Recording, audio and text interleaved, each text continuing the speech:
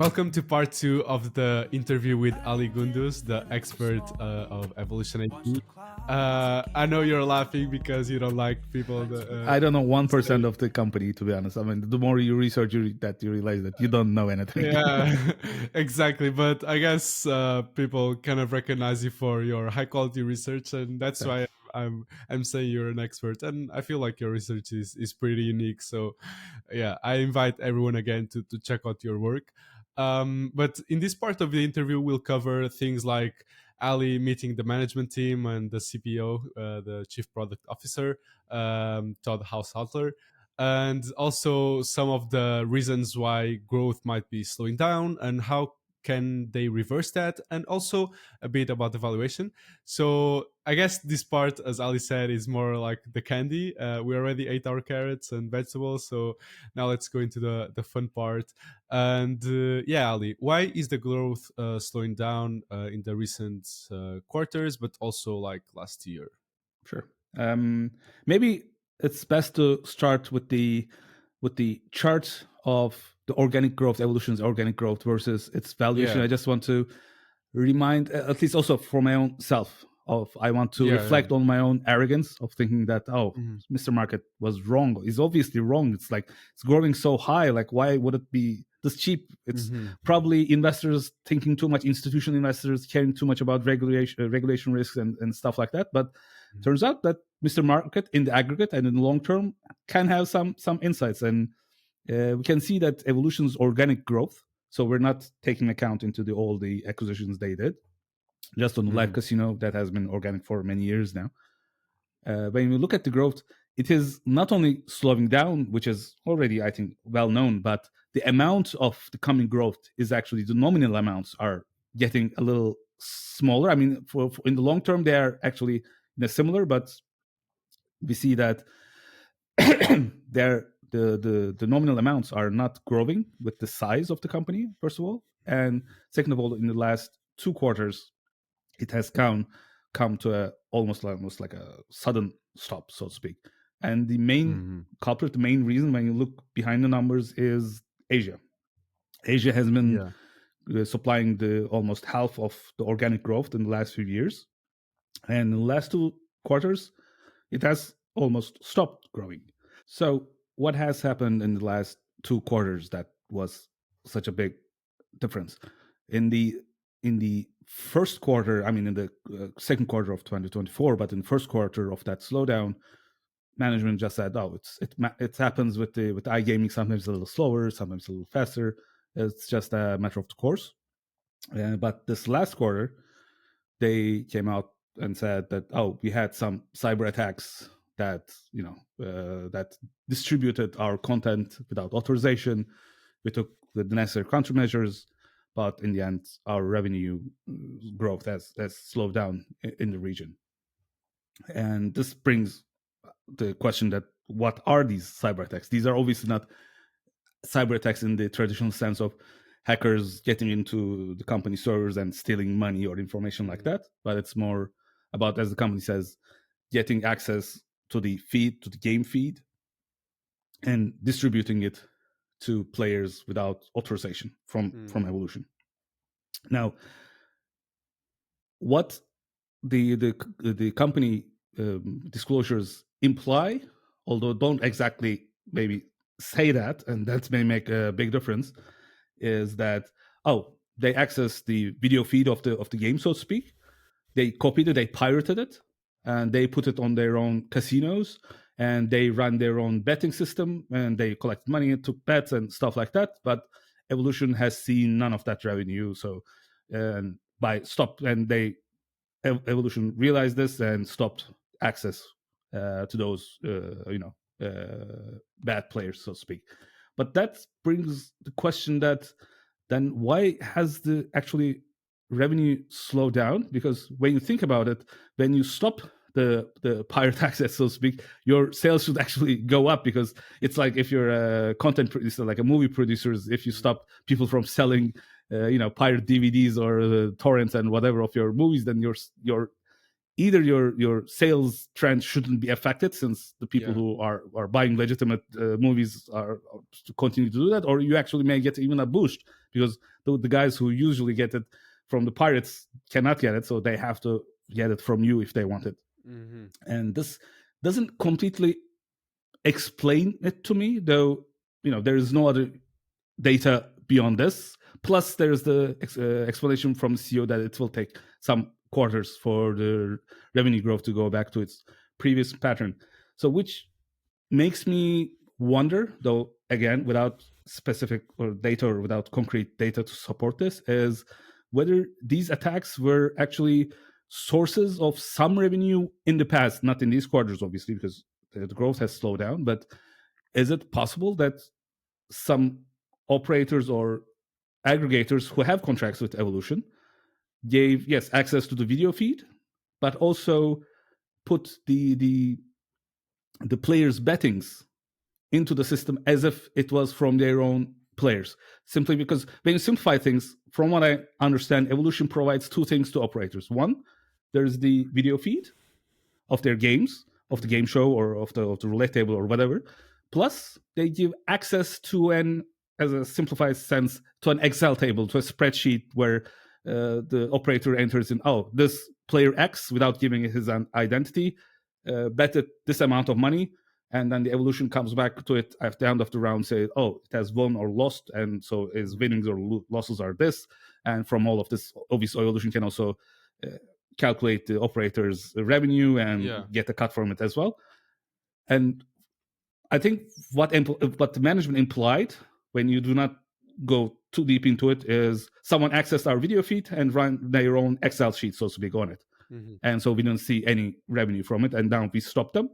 Another way this could have happened, though is not confirmed in any way, is that they may have access to both. So like an authorized aggregator or operator could have given access to that video feed plus that Excel sheet to the pirate, so to speak, and they could have entered the player bettings as if it was the authorized operators' billings. And what you could possibly connect this with is the large crackdowns in the more criminalized and illegitimate operators / suppliers / facilitators called POGOs in Philippines this year. And I wonder, plus there have been some news of some payments handling disruption in Japan as well, though I don't know, to be honest, too much about it. But I am wondering if the disruption in those facilitators, in those middle guys, so to speak, could have an effect on Evolution's growth. But whatever the case, if it's the scenario 1 where the revenue was already lost, or scenario 2 where there was some revenue maybe in the back in the past, but now it is stopped, doesn't necessarily actually, I mean, it's an intellectually interesting question, and that's why I keep wondering about it. But this actually, it doesn't really change the future, because Asia, as an unregulated region by itself, is that by its nature acts as, there's an insatiable demand. There's a demand that's not elastic, that wants to find its supply, and it goes through some means that are not completely regulated financially and also gambling wise, from those countries to offshore markets. And they found their supply in Evolution and in other suppliers. So one way or another, it has to come back. And the good thing, the optimistic thing about the whole saga is Evolution also thinks that this is not an issue with the players. Players continue liking it, and the reason why the growth has stopped is simply there was a problem in the middle, so to speak. One way or another, the story doesn't change. It has to come, they say, and this is something that we have to obviously measure. And I have no way to predict this, how it go, but at least we know management claims that, oh, it's not a market share loss, it's not even generally demand loss of demand growth. It's just a matter of in the middle there was some disruption. It will take some quarters. At least this is something that we can measure. We can come back in 2 quarters or in a year and see if what management had claimed took place or not. But I'm generally optimistic because I think, yes, Asia is a huge market, and the demand there is just there, and it will find its way to evolution. So my guess is the growth will come back if we give it some quarters. It is like my answer is similar to that Georgia supply Hmm. bottleneck question. Give it a few quarters, it will either come back or it will not. But both of those cases will tell us something on the execution and Yeah. on the outlook of the whole company. Yeah, and as well on the like the reliability of management, because if they say something, we can actually like have tangible data to compare that against, and so that's pretty cool. And I guess with all of these risks and all of these problems, so to speak, that evolution has, the real question is this a permanent or like a temporary problem?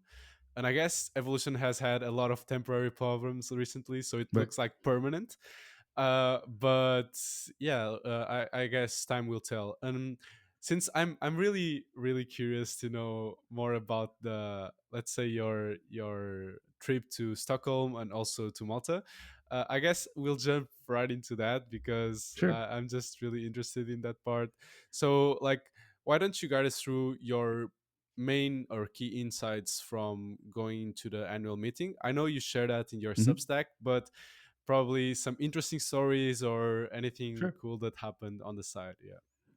Sure. That was definitely an interesting experience. Again, this is one of the ways that my evolution story, my deep dive on constant like research of company has also broadens my skill sets and my experience in the whole investment area. And yes, this year I decided to go. I should go where the sausage is made. So I went to Stockholm. I also went to Yeah. convention in Malta about iGaming, where I met Todd Haushalter.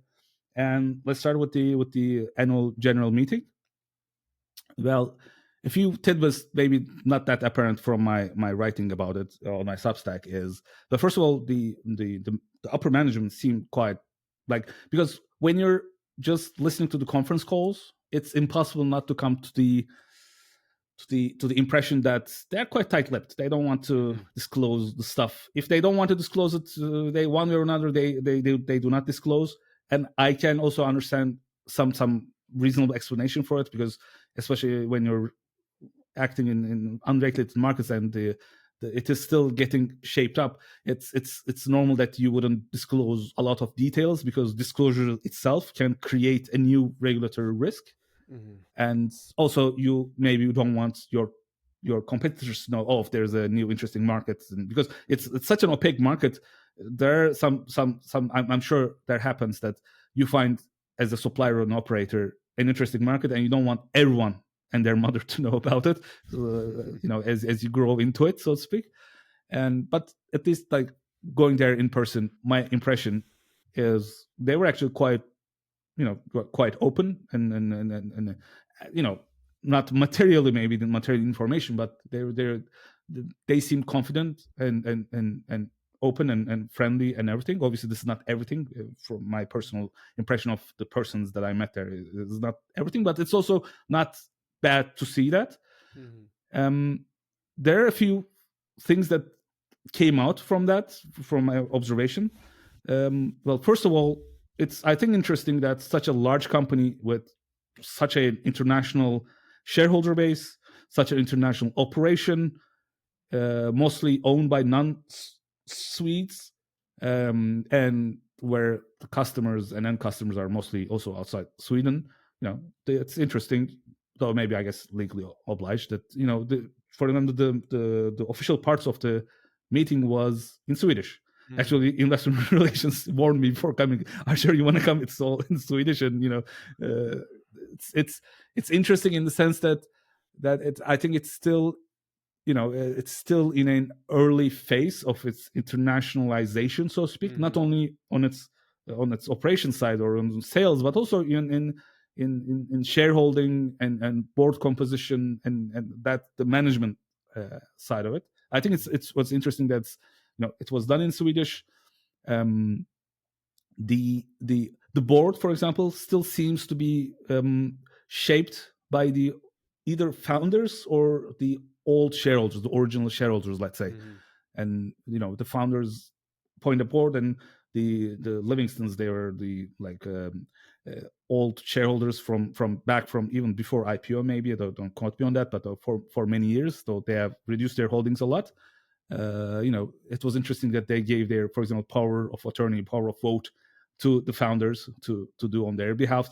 That was a little tidbit, but that was still interesting. But you can also maybe gain that insight from the disclosures and annual report as well, where there are a lot of shareholders, but the ones that are active in the board, active in assigning somebody and so on, a lot of the biggest shareholders actually do not want to appoint anyone. Yeah. Which is not necessarily a bad thing, because the original, again, the founders and old shareholders are still quite active. So I think they have an influence much beyond their shareholding percentage. And but it was still interesting to see. This is it's a huge company when you just look at the numbers, but the way it's run is still in its early stage, let's say. Yeah. Was, I think, an interesting insight just from going there. A big thing from my point of view happened during, but also afterwards, a few months later, is that I made a quick verbal pitch to the CFO about the buybacks and dividends, and I went there thinking that, I think it's I do not understand anything from iGaming. I'm an industry outsider. What can I contribute? But I think on the capital allocation side, there was an obvious way to make it a little more efficient, a little more predictable, and so my goal when I went to Sweden was, at least can I get a feedback or a pitch?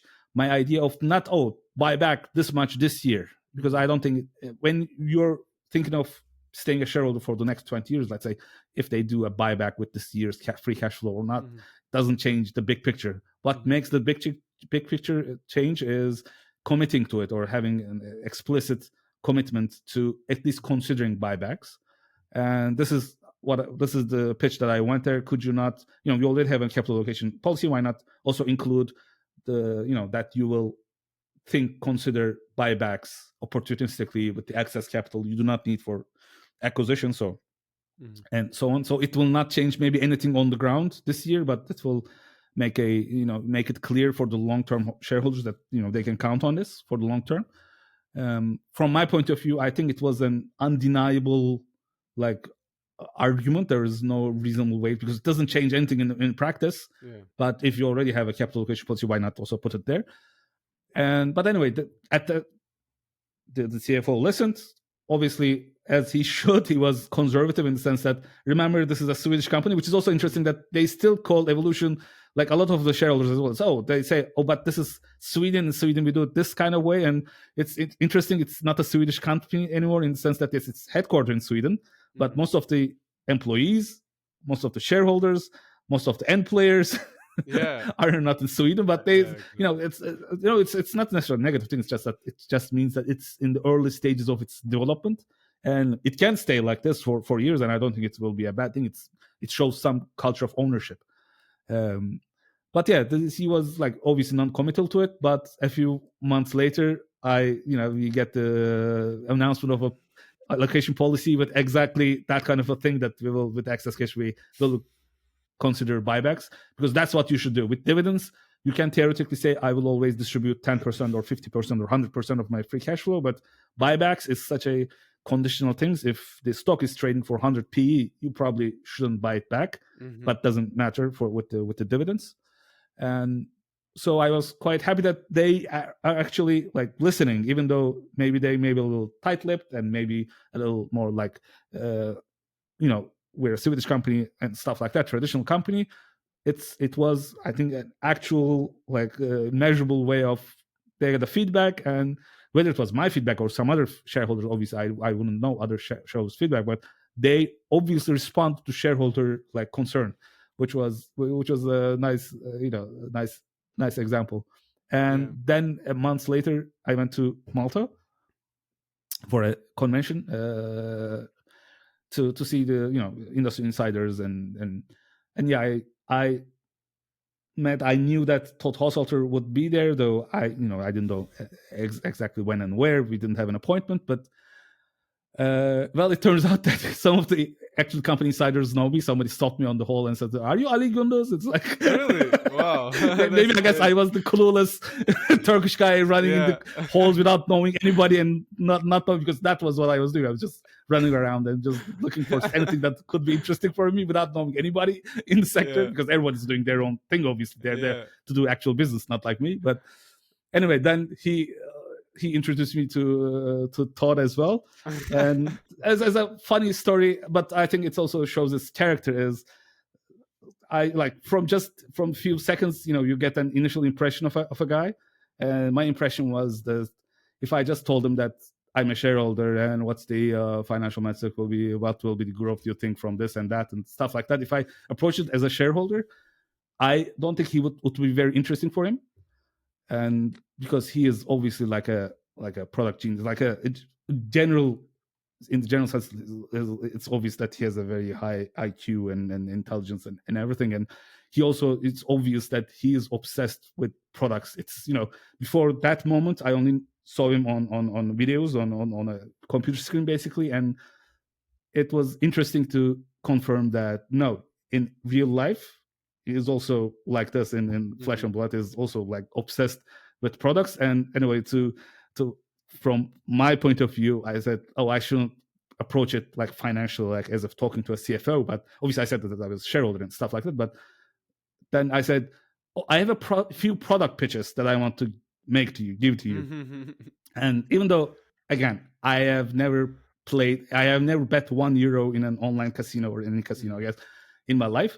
I'm I'm a complete outsider, so I don't think my pitches were very interesting. But that's like when I said that, his eyes actually like gleam. It's like you could see this. Oh, there's something interesting going on here. Yeah. That's how I think I spent, obviously not just one-on-one, but like for a few hours with him, and it was just it was good to confirm that the chief product guy was really about product. He was like, first of all, he's obvious genius, but interest wise as well, he's truly seems interested and obsessed in new kinds of like products. And he was always, and another side thing that I saw there, that the interactions between the employees was also interesting. That showed me a culture, the sign of the culture, in the sense that at least Todd seems to be very, like, he seems to have a attitude of mentoring everybody, even the sales personnel, not only the product developers. But I think he was also talked about in an interview as well, that he is open to product pitches from anyone in the company, from a presenter, from a cleaner, doesn't matter. And my personal observation is also that, like, he is very open to mentoring people, even from other departments. And there is, from both experiences, I came out thinking that there's a great culture of ownership in the company, is I think what I mostly gleaned from them. Yeah, so I was like, when you were talking, I was just thinking, like, how is it possible that a Turkish guy that lives in Germany actually made, or possibly made, quite an impact in a multi-billion-dollar company from Sweden? And that's such an interesting, like, It's all story. about the effort. It's all about the effort. Yeah, I guess, and that shows that. Though it doesn't, sorry to cut you, but it also doesn't obviously hurt that the company is still in an emerging status, in an emerging field where you wouldn't. Yeah. I don't think I could have a similar effect on Coca-Cola company. Yeah, for sure. So Yeah, obviously that makes a lot of sense. But what I'm trying to say is, like, it's interesting how, like, even retail investors can have quite an impact on corporate governance and how they think about capital allocation and stuff. So yeah, we need more allies in the world. But Thank you. I was just also thinking about, like, all the interesting interactions you had because of evolution, and, like, Right. because of your passion about covering this company. And could you share with us some of other interactions you had, maybe with other shareholders or investors that also are into evolution and got message you, or reach out to you just to get information or anything like that? Okay. I mean, I'll probably not name names simply because I don't know who would want to be mentioned and who would care. But I think in two senses, I got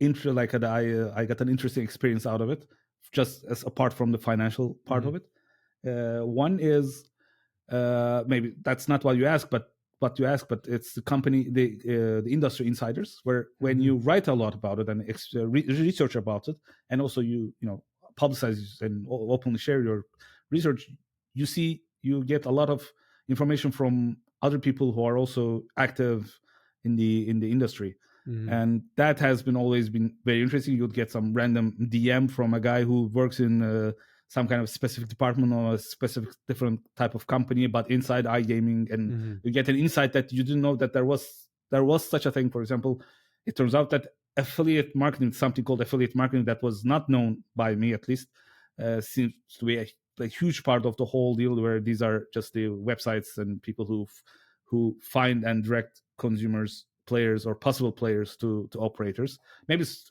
more general no things that it was I didn't know about it. And then well, as a slight that I forgot about the Malta thing is, but a similar thing also happens online as well, is as I was talking with the founder of another kind of like a smaller slot company there. It was interesting how to observe how they also viewed evolution. Yeah.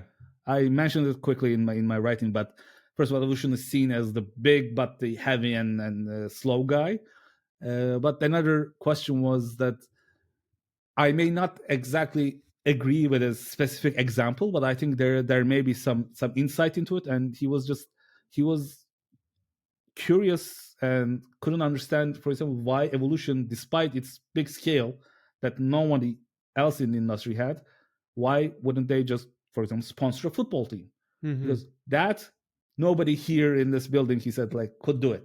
Mm-hmm. And so that would be like a huge thing that if I were them, and you get like interesting ideas and interesting insights from the other people, even if it's not hard data. It is Mm-hmm. it's these anecdotal stuff can add up to some insights through the years.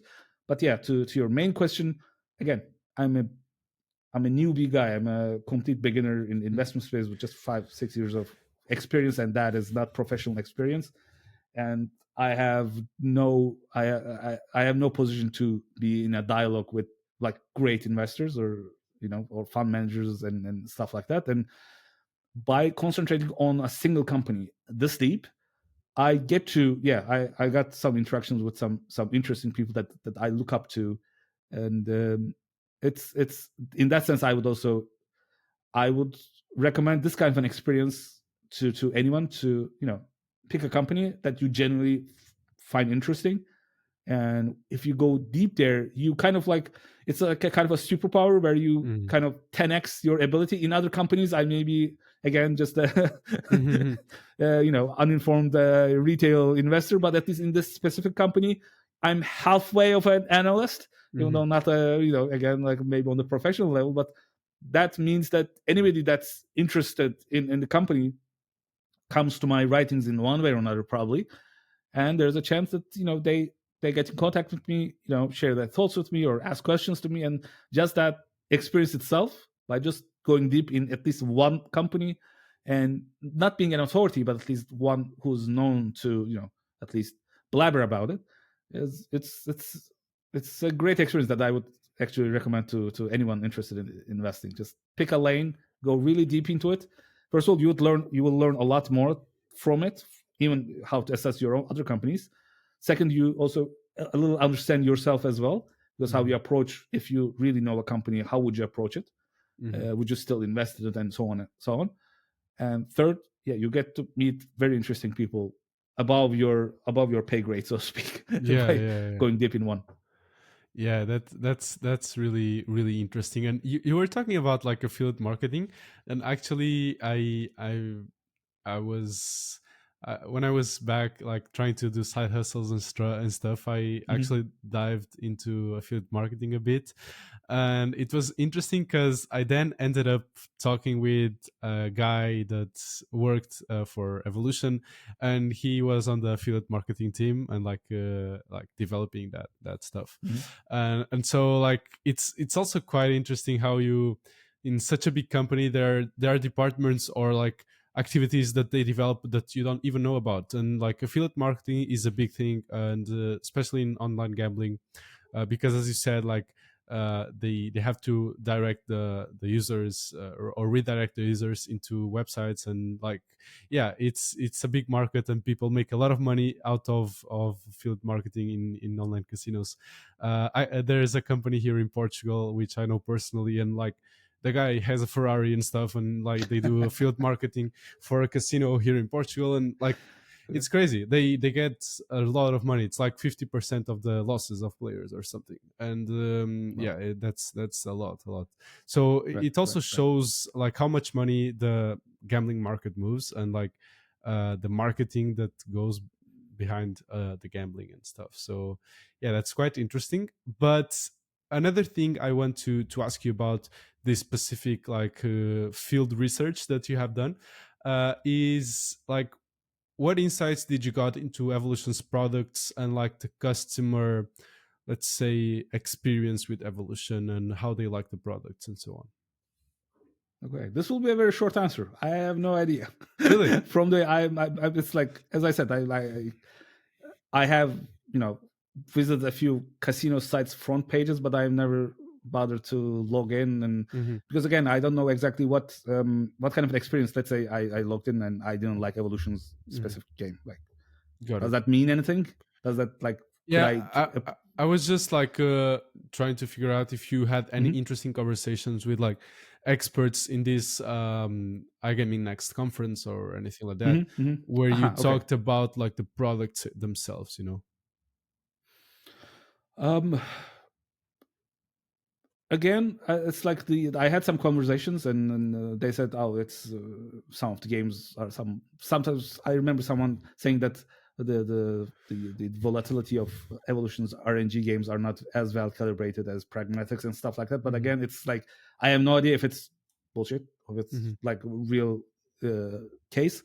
And again, with my previous answer, I didn't mean to be like an arrogant, in the sense that there are some things that I can have an insight on, and player interest will always be for me as a back looking data that I will gather from the financials. It's this that I have, at least for now, I have chosen not to get too much involved in. I have chose my lane, so to speak. Even inside the lane, I chose my lane, that the Evolution's games seem to be very, you gather a lot of interest, especially the game shows, which are interesting by themselves because they convert new players from sports betting or even from outside iGaming or online gambling at all. But I cannot I cannot claim to have a real good insight there. It's one of the things that, if like I'm an investor in McDonald's.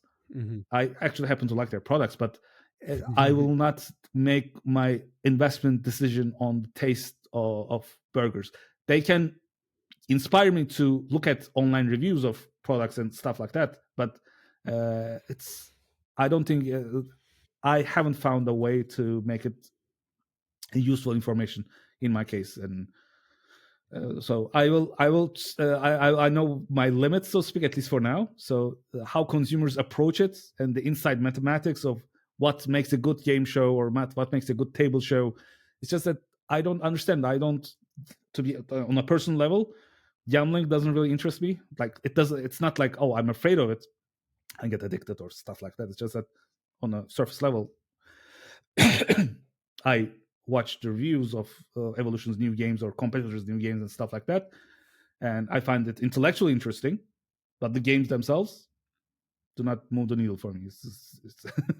I don't know if it's a very consistent position that I'm talking Yeah. about right now, but that's my approach for now. Yeah, like I've just played Evolution games on the simulator. Like they have a Mhm. website where you can try the Right, slots right, and so right. on. I did it too. And yeah, I played a lot there just for the videos that I do and stuff.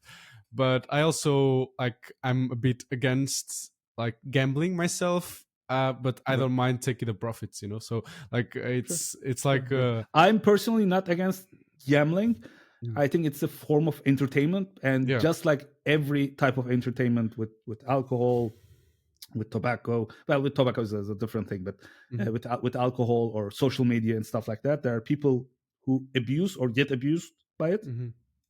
for genetic reasons, for upbringing reasons. I'm not really an expert in, but I think for most of the people, it's a form of entertainment. For most of the Yeah. people Yeah. who approach it. It's just that I personally don't get interesting because I think, like personally, it's a little too simplistic for my taste. And if I can see the RTP of a game, which means what's the percentage that I will lose, what's the chance that I will lose, and what's the percentage that I will win. It's like it's obvious that I will. It's just like I don't know. It doesn't do it for me. Yeah. But just add a quick anecdote from Malta with Todd. He actually mentioned that I was talking about maybe different game mechanics and stuff like that with one of the game pitches, I think. And he said that it's interesting that we tried sometimes different mechanics. And for some reason, I don't know why, he says. That's what he says. Is even though he doesn't know exactly why this is the way it is, people prefer to stick to the traditional gambling mechanics that you see Hmm. up or down and like and rounds and balls and it's like Hmm. what simple representations of that chance. And Yeah. I guess in some sense, even he doesn't know exactly what works until he sees, what it is. So yeah, now that we've covered like the key aspects of your actual visits to Stockholm and Malta and meeting all the interesting people at Evolution, I would like to know what are the key metrics you would look at if you, let's say, you couldn't look at any other financial metrics or any other soft metrics from Evolution in the next 10 years. What would be the one or two metrics that you would pick to actually track Evolution? Hmm. Well, the classic answer would be, oh, I would track the revenue, the total revenue, and the Mm-hmm. EPS is the Mm-hmm. obviously the easy answer for almost any company. But outside of those, um, I would probably track live casino revenue. I think that's the cleanest um, uh, top line, so to speak. It has been mostly organic, and it's also the main business line. And Mm-hmm. personally, even though I hope for RNG to get some pace from this point on, its evolution will always remain a live casino first company, I think. Mm-hmm. And the second KPI I would track would be, what also maybe the readers know from my Substack, is the revenue and cost per employee, because that's also, I think that's the main leverage, main indicator of Evolution's profitability. Because Yeah, yeah, for sure. Evolution, by its live casino, running a live casino is actually, even though it's an online business, is actually quite a personnel intensive operation. You have to have a person presenting for every table, and you have, I don't know, if you have three shifts, that's you have three different person for every table and so on. So there are thousands of people working as presenters in Evolution. That's almost more than 80% of its headcount and stuff like that. And it's important to track how much of a profitability it can get in markets, in its traditional European and Asian markets. Evolution has a great operating leverage, so it is paying like a set amount for presenters for each hour of a presenter's work hour, but then they get more and more revenue from the table, especially from non-traditional tables or non-blackjack tables, let's say, or especially in game shows where you can have thousands upon thousands upon thousands playing the same game, even though you just have one presenter there. And that's one of the reasons why, as Evolution's revenue has grown in the years, its margin has also almost doubled Hmm. Yeah, in yeah, 10 yeah, years. But that's also, when you look into the granularity to it, you also see that, oh, in the US, they may be making almost no profit per head count if you take out the RNG yeah, there, if just from the live casino. And it shows what's the source of the growth and what's the source of profits and stuff like that. And I think it's these two metrics are, if I had just access, aside from maybe total revenue and EPS yeah. line, those two would be it. Nice. Yeah, that's a great question. I like to answer, to ask people, Mm, and I've asked this to a microcap CEO, and he was like, "Well, that question is really hard, and like right, companies are more than that." right. So I guess like evolution management would also say that. So it's never good to just track one or two things, but it's just like a mental exercise, so yeah. I think it's very important to simplify everything, and Mm. like I think that's the investment story. Even with my other holdings, my whole point with my hours and hours of reading and researching and stuff like that is actually the idea, the end goal is to come to which KPIs really matter. Because if you can Mhm. figure them out, if I just told you them without you knowing the business model, Yeah. they would matter a lot. But the way you come to it, you have to really understand the guts of the business, so to speak. So I think it's very valuable. I think it's the only thing that really matters to when analyzing a company. You have to find the metrics that really matter, because that really changes from business to business, company to company. Yeah, for sure, for sure. Yeah, so now that you have the KPIs, I would actually like to know how you think about valuation. And I do know you don't do like complicated models and so on, but Right. yeah, if you could cover a bit how you think about valuation in general, and also like calculating the TAM. I know a lot of people on Twitter asked about this, so I'm just curious to know what are your thoughts. Sure. I mean, first of all, the TAM question, again, I think we addressed it a little before, but Mm-hmm. I think it's unknowable at this point. Mm-hmm. When you have unregulated revenue, especially the Asia side is especially, I think, dark, so to speak, to understand. I think it doesn't really make a lot of, like, it would have been great to have that number. I just, even the ones who, just try some different methods, and even Evolution's annual report, like, uses one company's estimates and stuff like that. It's close to impossible. Like, methodically, it's Mm-hmm. impossible for anyone on earth to know it, simply because, I mean, how do they, for example, you can have TAM numbers or market share numbers in, let's say, Coca-Cola sales, right? Or like soda sales. How do Mm-hmm. they do it? They do not go to every supermarket and every small bodega and everything like that. But what they do is they know that which portion of the market, more or less, is consists of supermarkets, which portion of consists of which supermarkets, and which bodegas and which sales channels and which restaurants and stuff like that. And they can, and how they do that, they have access to payment data from the credit card data or bank transfers data, and they can gather a picture from the top, and then go more details. And Mm-hmm. oh, it's, let's say, supermarkets Yeah. make up 60% of Coca-Cola sales. Then, oh, what does that market happen? And then they select select supermarkets, and then get their data from them, or they go on the ground and calculate it themselves.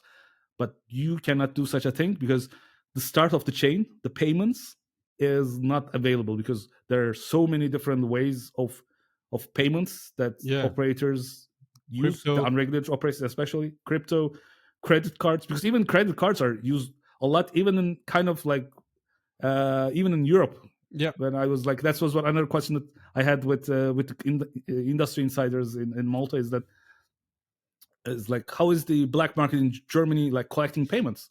Is everyone just buying crypto? Because I don't think everyone knows how to buy crypto and stuff Yeah. like that. They said, oh, no. You just, for example, in LinkedIn, put in your title something about iGaming and stuff like that. You will have 1,000 offers in a few weeks from companies that purport to be middle companies for you to handle credit card payments. So you use Mhm. uh, some companies as a face of the operation Yeah. and stuff like Got that. it. So it's all unofficial, Mhm. unaccountable. Then there's crypto, yes. There's the official ways, though, that are not categorized correctly, that are used for that. So it's impossible to have the big picture from the payment size. From there, most of the operators, most of the suppliers are private, and they do not share data with each other.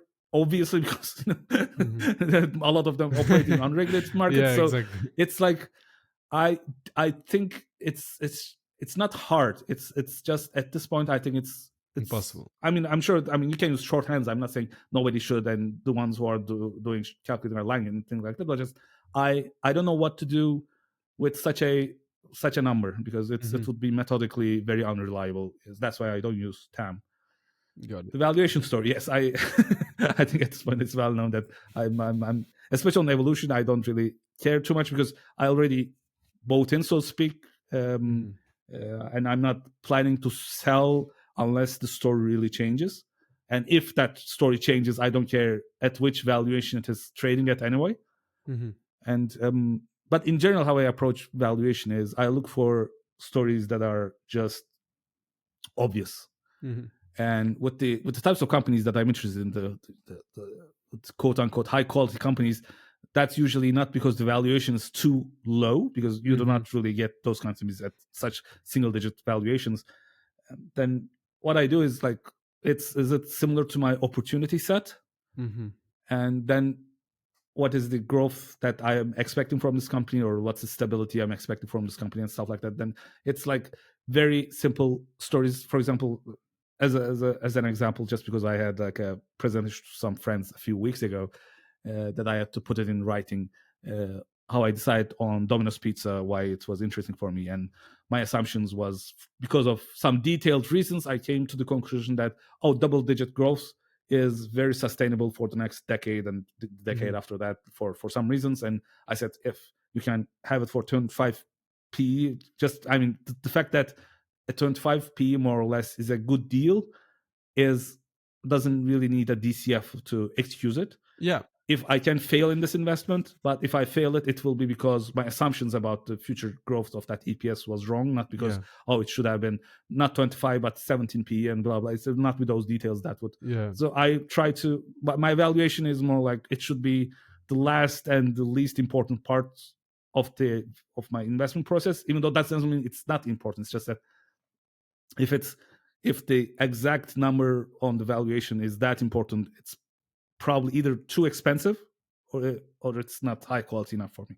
And Yeah. so I'm afraid I do not have a very sophisticated valuation strategy. So I don't think anyone would benefit from more thoughts from me in this Yeah, area. yeah, I got it. Actually, I think that's quite good because people oftentimes focus too much on the valuation side of.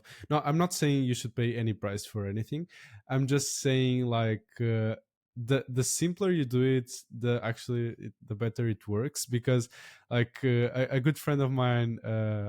I can name him. Is like Christian Schmidt from Twitter, and he said like when you started investing you start looking at the ratios and the multiples and stuff, then you go into like complicated calculations and DCFs, and then you go back to the ratios because as you said before with the KPIs, if you actually understand the business and what are the implied growth rates and what is a sustainable growth rate for that business, you can actually just basically look at the ratios and and see if it makes sense, and if it's completely stupid you just pass. So yeah, I guess that's the way I view it too. Obviously, another Then thing that makes, to again cut you, but yeah. that makes my approach a little more sensible is my original plan is to hold the company for 20 years or more. So the Mhm. exact valuation, if your timeline is that much and you're not paying extreme amounts for the value, obviously, then it's the valuation doesn't really make a difference. If Because I mean, either in that example Dominus, or let's talk evolution either Mhm. succeeds, and even if you pay 25p today, not 15 but 25p today, I don't think it can look bad in 20 years time. Or evolution will fail for regulatory reason, for competition reason, for some other reasons, and then it doesn't matter if you pay 1p today, it will in Mhm. 20 years it will be probably quite worthless. And Yeah. so uh, it has something to do with time frame as well. Exactly, exactly. It really depends on the time frame, as you said. I guess Mm. the the the shorter your time frame, the more correct you have to be about the valuation. And the corollary is that the longer your time frame, the less you have to worry about the like decimal Right. yeah points of the valuation and stuff. Yeah, just to wrap up, I have two questions, and one of them is related to evolution, and that is what's the destination of evolution in say 10 years, 20 years. And this really comes back from Nick Sleep and Zach from the Nomad Partnership. And yeah, so let's do this exercise and think about what's the destination. Sure. Um, well, how I imagine it in 10 years, I would imagine, assuming nothing horrible happens in the process, is evolution. not only stays but strengthens its position of the prime game show provider in the world. I don't think anybody is coming close, and as time is going on, the gap is seems to be widening. Like, I'm not saying it will be the only casino live casino game show provider, but it will be the apparently the destination for live casino game shows. I'm a little more unsure about the exact position evolution will be with the more basic table games, because I think there may be, assuming that it is not completely regulated and everything is clean and everyone is in exclusive contracts and stuff like that, there may be some space for the people who provide basic table games, the most basic versions of it, especially from an operator point of view. It could be interesting to have those tables, and it'll maybe push it to people if, for those who want to play the basic table games. But again, I think evolution is going in the ways that even the table games are more game show like, or more they're more proprietary. There are stuff on top of it. So I think the future is bright in that sense, but it will be more on the not generalized live casino, but the more premiumized, more intangibly valuable side of live casino. I think will continue be evolution's forte, and it will. I think evolution will even strengthen its hold on that area. As for slot games, I have no idea. Yeah, I think slot games are a black box, and Evolution CEO is still like thinking like, okay, this will Yeah. grow nicely in like somewhere in the future, but no one knows it. And yeah, it's I guess the shareholders are not too happy with the Right. acquisitions. Right. We Oh, didn't. if Go there's on. one chink, if because I was relatively, I think, quite soft on the management in Yeah. throughout his interview, if to give one negative like headline piece of it, I think the management and especially the CEO's refusal to admit like a honest mistake is kind of a chink in the armor. I think Mhm.